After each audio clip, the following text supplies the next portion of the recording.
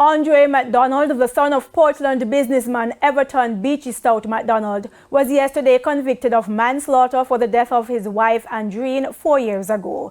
The jury returned the guilty verdict in San Antonio, Texas after more than 10 hours of deliberation.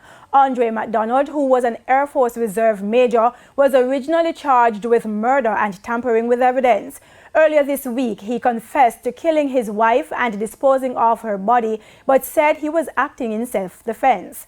Bexar County District Attorney Joe Gonzalez said he'll be asking the judge to consider the maximum sentence of 20 years. Sentencing testimony will begin on Monday morning.